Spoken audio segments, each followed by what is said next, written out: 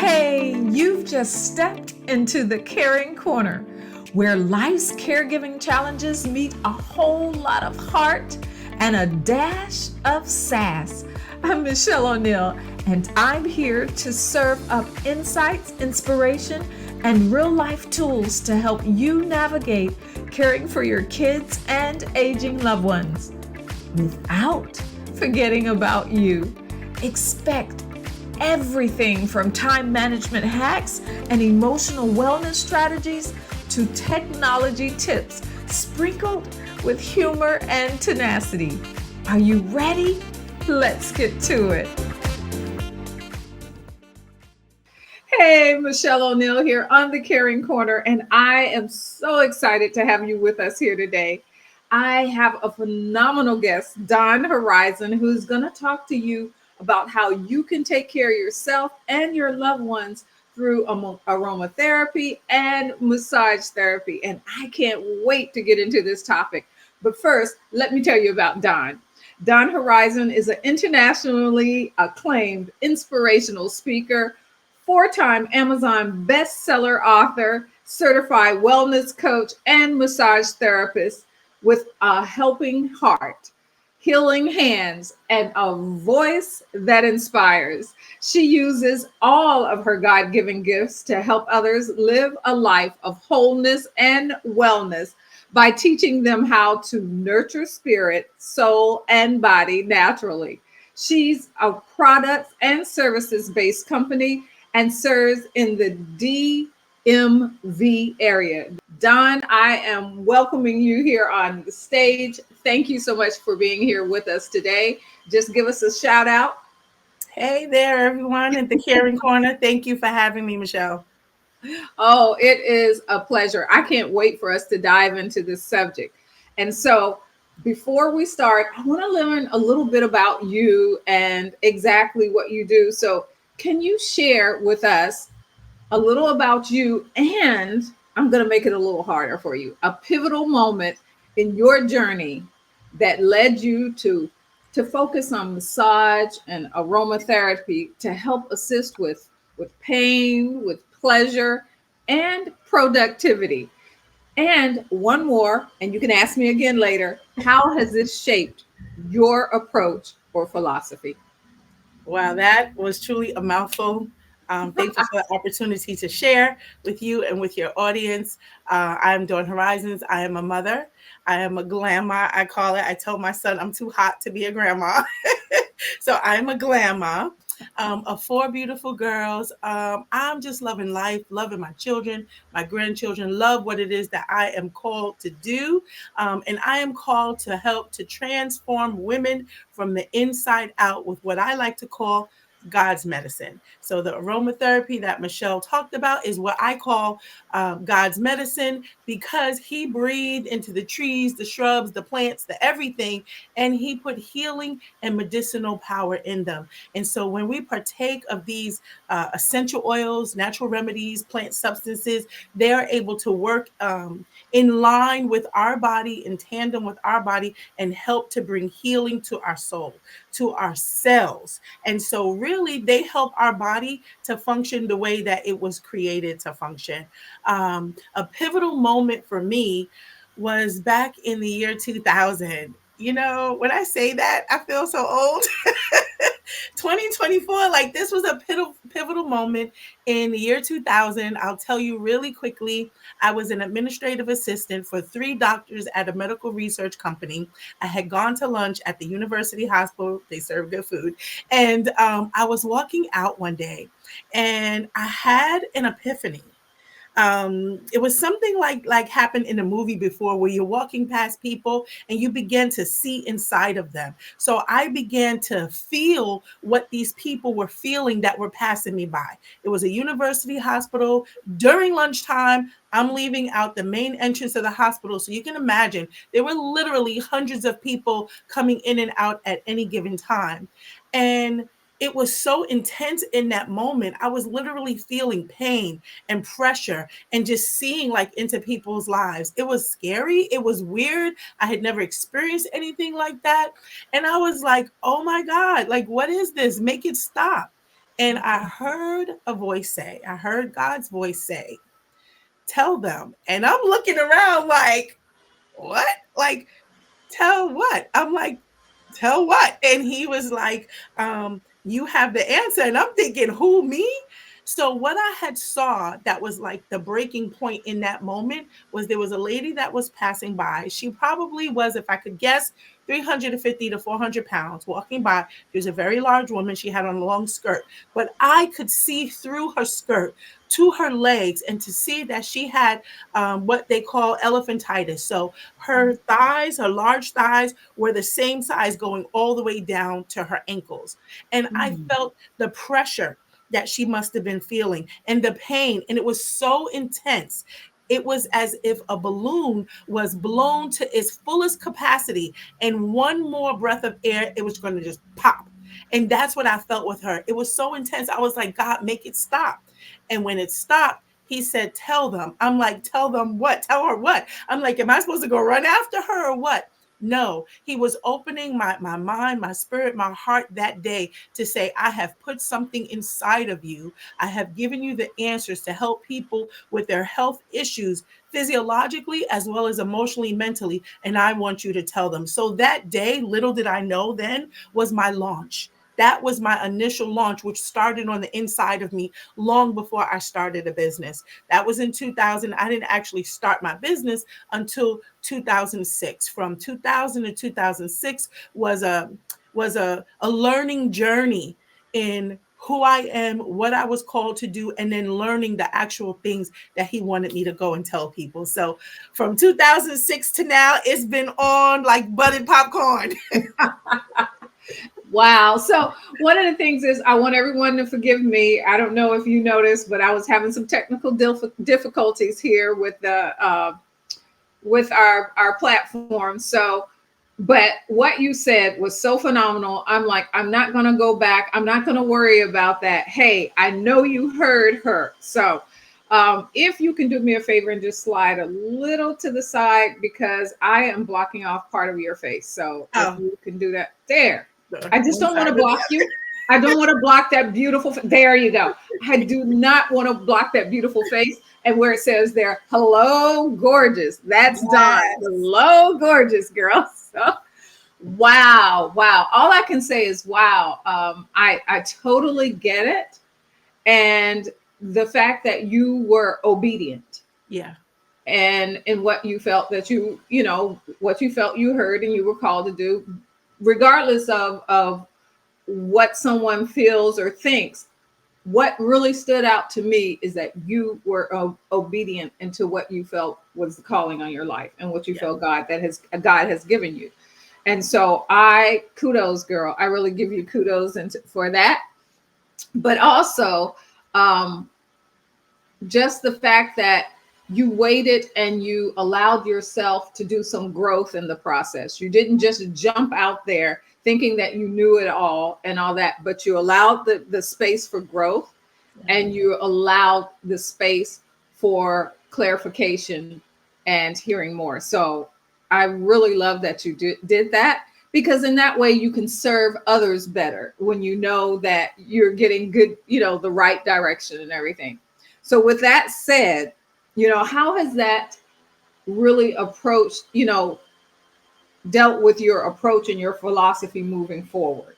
You know, It I'm has not really sure you been. answered that one, so that's why I Mhm. want to hit on that. Yeah, How has that's it moved fine. you forward? It has really been a learning journey for me, not just like learning myself and these various modalities that God has given to me, because a lot of it was put in me since a child, or I could say even before I got here. So I had a client ask me a few years ago, well, when did you start massaging? And up until that moment, I hadn't given it serious thought. I just do what I'm called to do. And when I really thought about it, I was like 6 years old. I started massaging my mom and my grandma at 6 years old. Look, I was doing Thai massage then. I was walking on her back and cracking her back and doing all kinds of stuff. So it really was something, in me to do, and I had a love for it, but I didn't know, because it was a great space of time, right? Between 6 years old, or my teenage years, and then into adulthood, when I had this epiphany. I was about 30, 31 years old when I had that epiphany. Wow. Um, Yes. so it's been a journey, but it's been a great journey. I'm learning people and just learning how to talk to them, to help them, because even though we may be going through the same or similar scenario, we are so different. And how people handle things, handle stress, handle caregiving is so different from one to the next. So I've learned in this time how to be able to talk to different peoples. And the first example that comes to mind is actually a biblical reference. In the New Testament, Paul says, when with the Romans, I speak as the Romans. When with the Greeks, I speak as the Greeks. And so what that means to us in layman's terms is not necessarily being all things to all people, but being able to speak their language, being able to understand what they're saying, and filtering that not just through everything that you've gone through, but understanding they have gone through some things. And that's why they present or they speak the way that they do, and being able to help them in the space and time that they're at presently, when you have the opportunity to work with them. And it has been such a joy for me, honestly. It has been such a joy. And that's when you said that, two things came to my mind, because there's two things I live by. Always ask myself, whenever you feel yourself getting envious or jealous of someone, you the first question I feel you should ask yourself is, are you willing to walk in their shoes? Yeah. Because a lot of times we don't know what they went through to get where they are. And even though it looks pretty, it's like your social media feed, even though it looks great and pretty and everybody thinks you got all that in a bag of chips, they don't know what you're dealing with behind scene every day and day. My That's right. women, exactly, my caregivers, you see her at work, you see her killing it, being boss lady, you see her with her kids out to whatever, but you don't know the struggles that she has when she's home, when she's taking care of her loved one, when she's tired. You don't know everything she goes with. And then the second thing that really stood out to me was, you talked about being being what that person is, or hearing their voice. And again, I asked myself, you know, when you talk to a person and you're making a judgment, again, you don't know their story. That's right.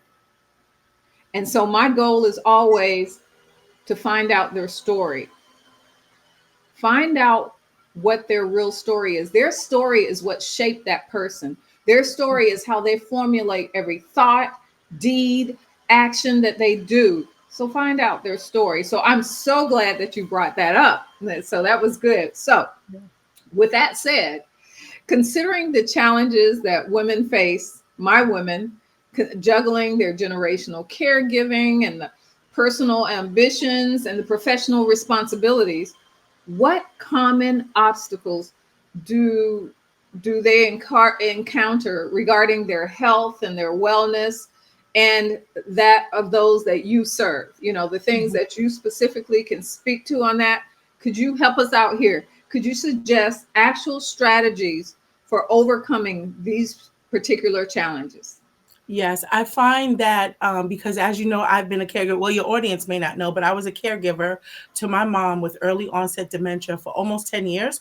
Mhm. Had to bring her from where she lived in New York to Virginia to live with me, to care for her, because she had become a danger to herself. She Wow. was about 56, or just turning 56 years old, when I had Young. to make the decision. Exactly. It was early Mhm. onset, to make the decision to take her and to keep her. And it was a tough decision. And as a single divorced mom, only 2 years in a new state, starting over life, this was a huge, huge ask. This was a huge task. But I love my mom. She always been there for me.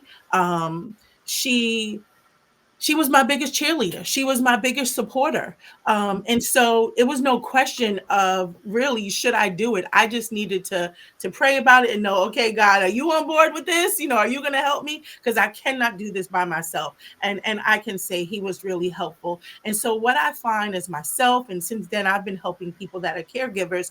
It's the busyness of life. It's being so busy with work, um, career, children, and whoever you're caring for is taking time for yourself.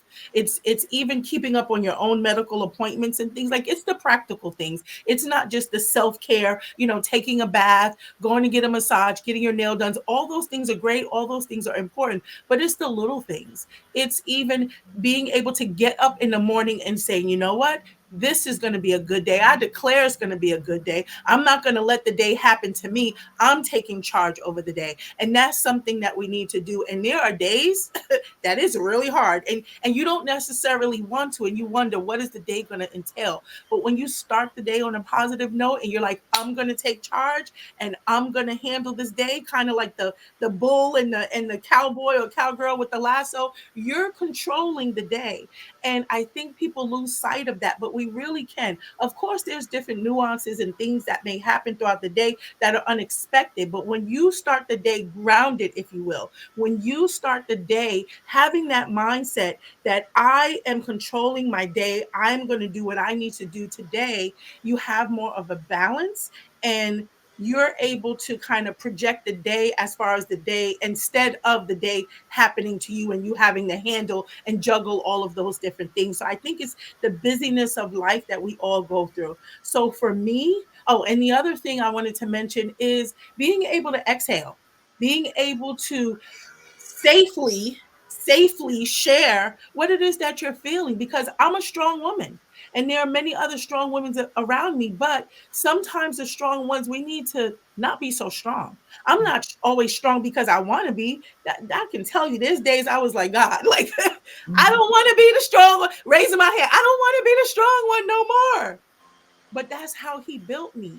But it's finding a safe place. Where can I go as a strong woman on a weekday, on a WEAK day, on a day that I'm not feeling my best, on the day when I'm not feeling so strong, where I don't want to encourage someone else. I want someone to encourage me, even though it comes naturally for me. So I think a lot of women go through this, and I can tell you what worked for me.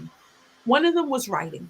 And that is something I offer as well. I teach it to people. I do it myself, and it's writing. So for me, I'm a poet and an author. So a lot of times when I write, it's coming out poetically. But basically, I'm dumping my thoughts. I'm dumping what is on my heart onto the paper. That way, I don't have to remember it. I don't have to think about it. I don't have to carry it and have it bottled up, or bubbling up inside. I'm releasing it on to the paper. So writing for me, coloring for me, I have people tell me, "Oh, I'm not a writer." You don't have to be a writer. If you need to scribble it with crayons, a pencil, a marker, whatever. If it's bullet points, if it's a numberless, like, it doesn't matter. The point is, get it off of your head, get it out of your heart, and get it onto the paper. That helps you. Look at that. That helps you to process. The other thing was the aromatherapy, using the essential oils. Prayer and affirmations is really huge for me. So that's how I typically start my day. The essential oils help me if I'm feeling tired, or overwhelmed or fatigued, or if I have aches and pains, someplace, I'm able to use the oils. They uplift me. They help me to be more productive on days where I feel like, look, I ain't got it together. I don't want to got it together. And I have all this stuff on my desk and I don't have the capacity. My favorite oil for that is lemongrass. Mm. Happy smell in a bottle. It is my productivity oil. Like, if something is insurmountable, I'm busting out the lemongrass. I'm putting it on, and I'm putting it in my diffuser. And the next thing you know, that pile that was on my desk is no longer a pile, and I feel relaxed. I also had to learn to breathe. To really breathe from your diaphragm, to take a moment out of the day and just be. And I purpose to myself, okay, in this moment, I'm feeling overwhelmed or I'm feeling anxious. So I'll get up, I'll stop what I'm doing, or I'll go to another room, I'll walk outside and just stand at the door and get the fresh air in. Don't go into the kitchen, because then you might grab a snack and it might not be healthy. So don't go into the kitchen, okay? You can go outside and just get some fresh air and just breathe and, like, look around you and know that regardless of what you're going through, you're in this rabbit hole, but the world around you is still going on. And you will continue to go on too if you just breathe. So that's some of my takeaways: is writing, coloring, breathing, taking a breath, go outside. Whatever environment has you feeling confused or chaotic, get up and change your environment, and then come back. And when you come back, you are much more able to handle whatever it is. So you leaving is not changing anything, but it's going to change you. So then you have that, Amen to that. you have a break, and Yeah. you're come back with a fresh mind. Maybe you have a new strategy, a new idea, or something refreshed, like, oh, I didn't see that before. And your little 10-minute break lets you just breathe and be present in the moment so you can come back and attack whatever it is. And so that's what I would offer to the women. It Awesome. helped me tremendously, and I hope it helps them as well.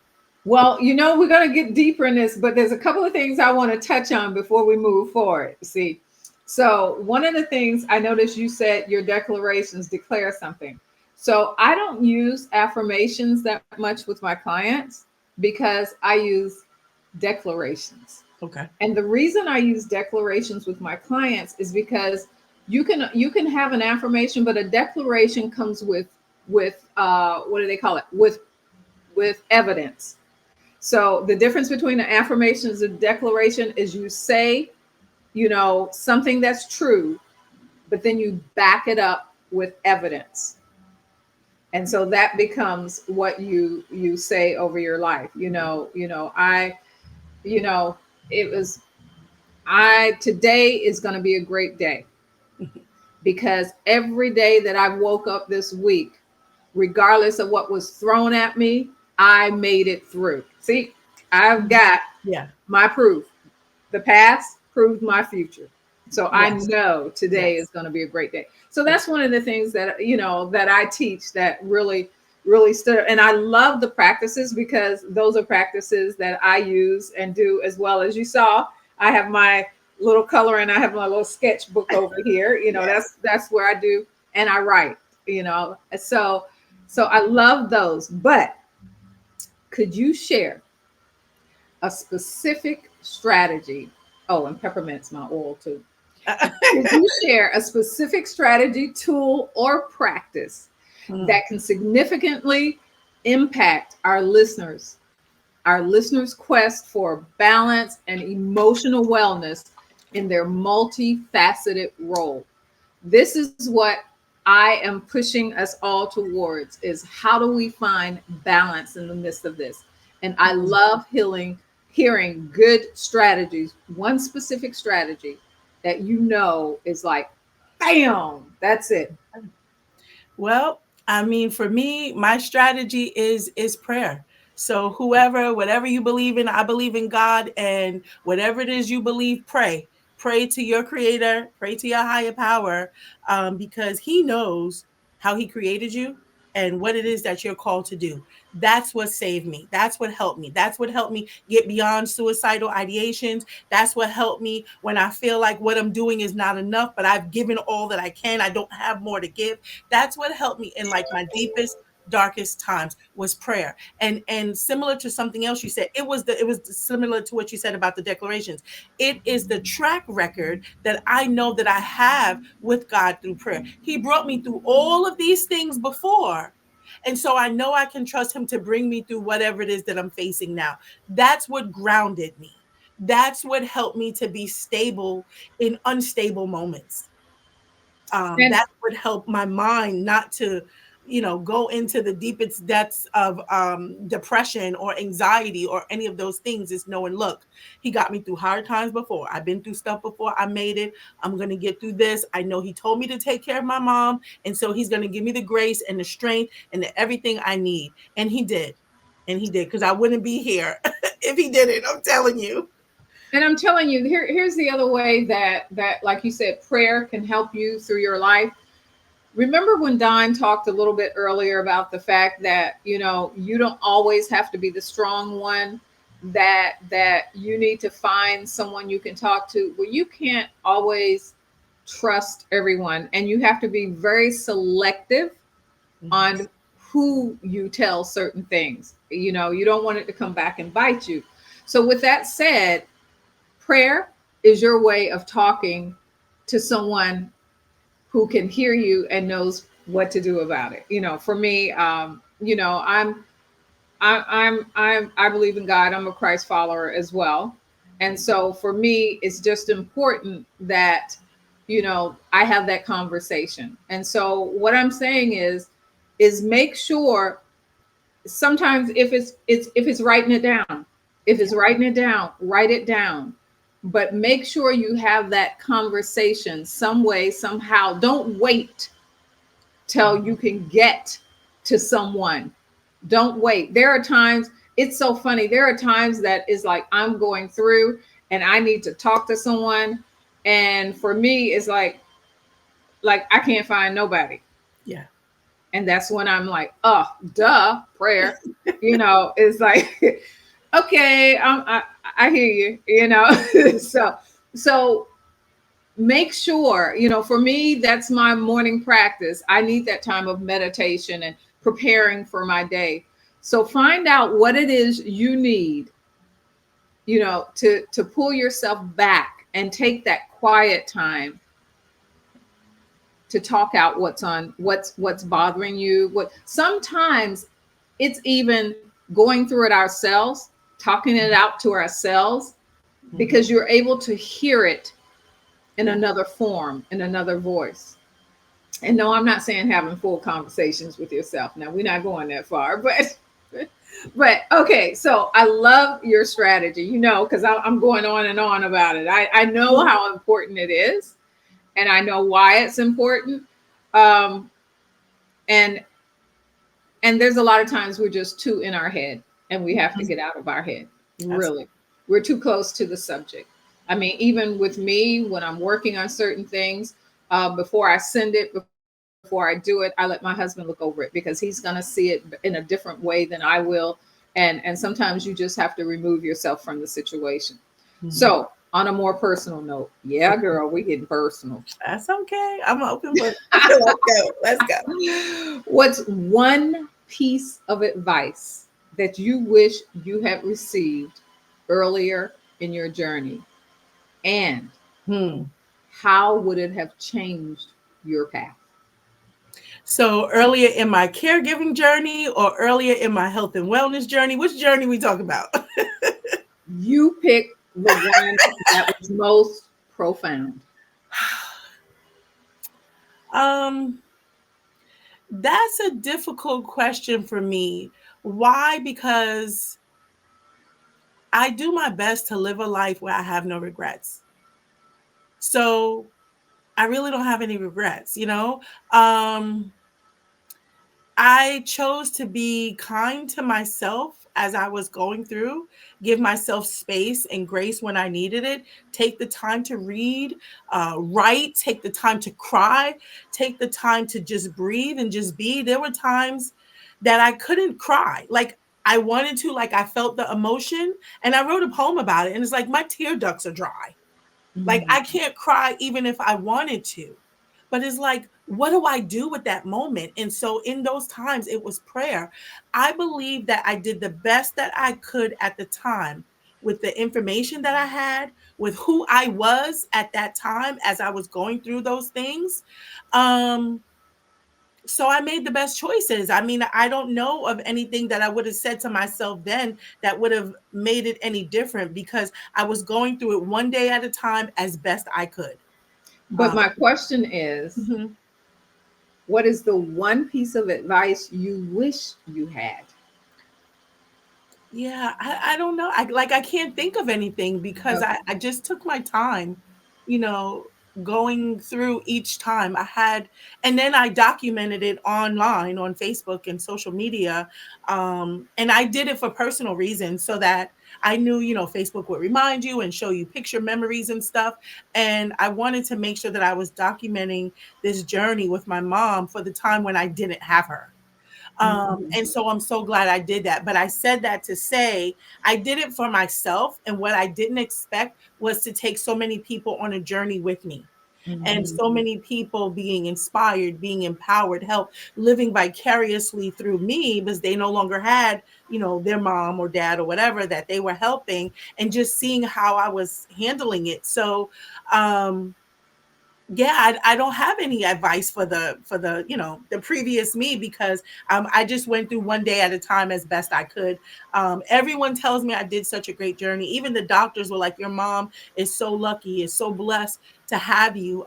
She had no other ailments, just dementia. Wow. Just dementia, was literally deteriorating her brain, but no high cholesterol, blood pressure, like none of those other things. She was happy. She lived the best quality of life that she could at the time. She took her last breath at home in the bed. So I was there, with her, to the very last, and I gave her all I could. I could not have given her more. And like I had my head down, just like in it, right? Mm-hmm, But mm-hmm. people on the outside looking in is like, wow, I am so touched by the care that you gave to your mother, or you helped me, or, what do I do? I'm going on this caregiver's journey for this person in my family. And because they literally watched me go through these things, because I showed the good, bad, and the ugly, Mm-hmm, mm-hmm. because I wanted it to be real. I didn't want it to be REEL, like a real, like you just watching stuff. I wanted it to Right, be right. REAL, and you to see the personal things. And there were times I needed prayer, and I went up and I was like, need prayer, or pray for me, or my mom. Times I needed stuff from my mom, people sent it to me. So it became a journey of myself and others. Some I didn't even know. Some I Oh, didn't that even. It was that beautiful. is so powerful, and something that I wish all my listeners would hear. And so, if you're here today, hear this. What most people don't understand is caregiving. For those of us who caregive our parents, our loved ones, whoever needs the caregiving, because it's not just the elderly. Right. It could be someone with a disability. It could even be one of your children, but Mhm. you are caregiving. And a lot of people don't realize it's born from love. Yes. It really is an act and a service of love. Even when you're in the midst, even when you're frustrated, you keep going because of the love. Hmm. Even when you don't feel it, it's because of the love.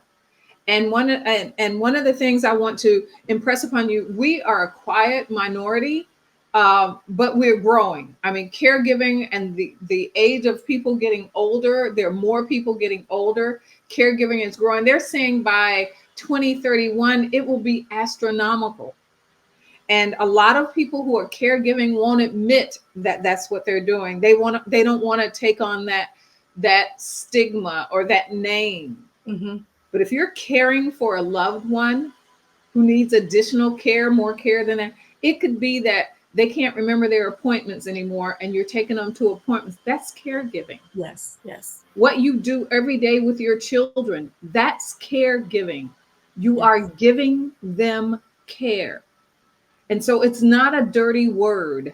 Right. It's not something to be ashamed of. In fact, it's something to be proud of, Yes. that there is that much love in your heart that you're willing to give a part of yourself to give back the love that was given to you. And even if that person never gave you love, that you're Hmm. giving from your heart the love that's there. So never be afraid or ashamed of being a caregiver. I'm Hmm. off my soapbox. Sorry Hmm. about that. I And had to I want go to add there. to that, ask for help.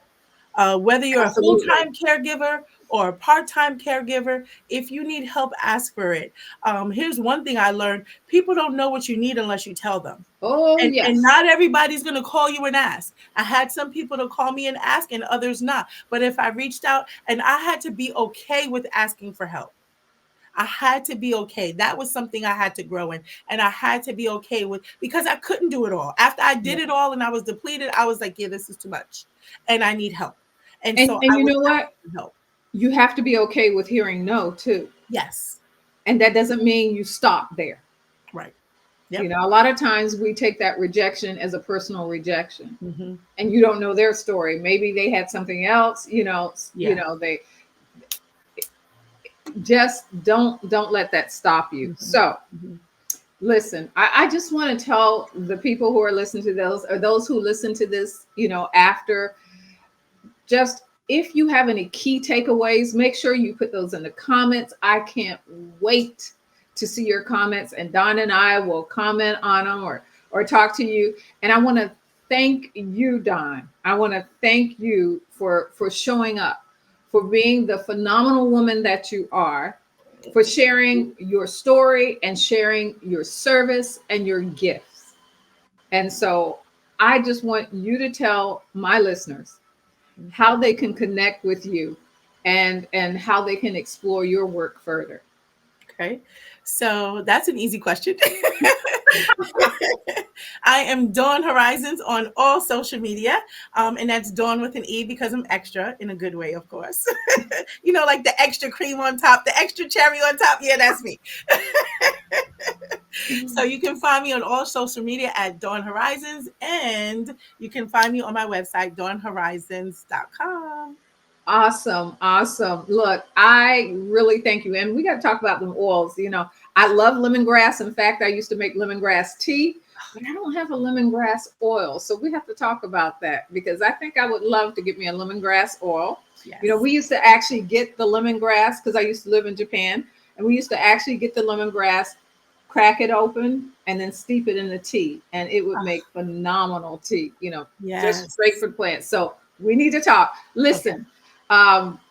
I want to thank you all for being here with us today. We enjoyed talking to you. I know you have nuggets that you have to take away, but until next time, thank you for being on the Caring Corner. Dawne, wave with me, say goodbye. Take care. Thank you. Bye-bye. All right. That's a wrap for today at the Caring Corner. We've tackled some big topics, but remember, you're not in this alone. Subscribe to keep the wisdom and warmth coming. And stay tuned for amazing guests who'll be joining us to help round out your caregiving toolkit. Catch you next time and keep conquering those challenges.